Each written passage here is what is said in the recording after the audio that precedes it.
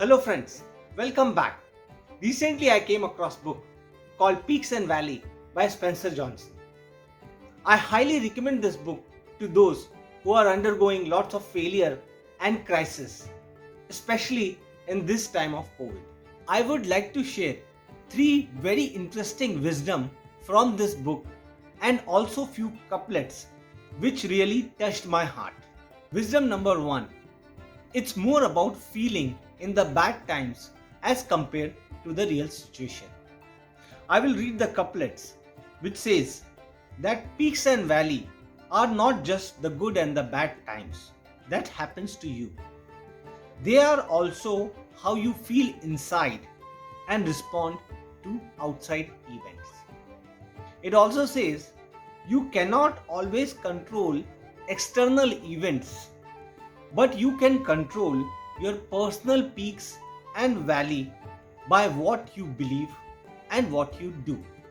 I will explain this with a very simple story. For example, if you get fired from your job, what will be the normal reaction?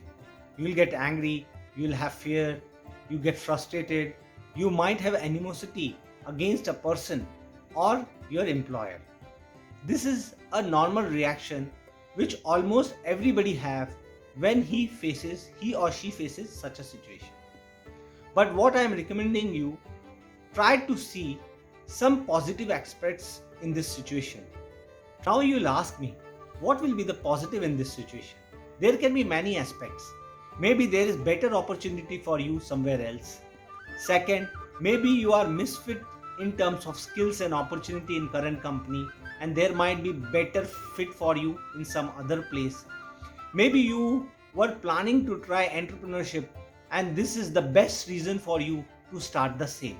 And there can be n number of reasons if you really want to be positive about this situation.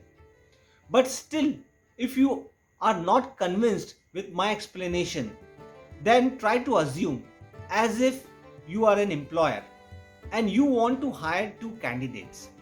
One is very negative, have anger, frustration in him, and other who is very much positive and looking to do something in his new opportunity. To whom you will hire? Definitely a positive person. So practically also positivity pays you a lot. In a nutshell, I would like to read a couplet again. The path out of valley, which is failure, appears when you choose to see things differently. You change your valley, which is failure, into peak, which is success, when you find to use the good that is hidden in the bad times. That means when you focus on the positive opportunity during your misfortune. Wisdom number 2. Check your ego. See things as they are and not as you want them to be seen. It says ego triggered two things. One, extreme arrogance when you are successful, and extreme fear when you are facing failures. Read a couplet which says the most common reason you leave peak too soon is arrogance, which is hidden in your overconfidence. And the most common reason you stay in a valley, which is failure, which is again hidden in your comfort of that situation. You must have heard about the story of Nokia. It used to be a $50 billion organization, but when it got sold, it sold it, $1 or $2 billion. What happened in that situation? Management of that company became too much overconfident and arrogant, and they are not able to realize that market trend is changing and reality of market is changing. As a result, they got doomed.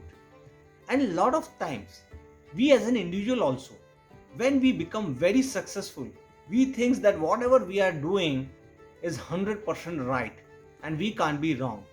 And as a result, we are not able to decipher our mistake critically, and hence we face further doom or failure. Similarly, in the earlier discussion, when we got fired from a job or we faced a failure, what was the first reaction? We are overtly fearful. We are not seeing the things as they are. Instead of accepting the reality that this happened to you and focusing on how to come out of the reality, we are very comfortable in the fear, which is feeling of anger, distress, etc. Instead of that, you have to see things as they are. Try to find out how to come out of that situation. Be calm. Try to find out new opportunities. Try to dwell within your heart that what is your skill sets? What do you want to do? Where are the next opportunity? Wisdom number 3. Do the visioning regularly. You learned in wisdom 1 that feeling matters. In wisdom 2, you learned how to see things in the realistic form.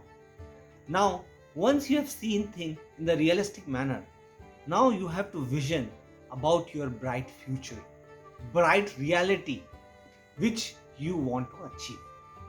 This has two benefits.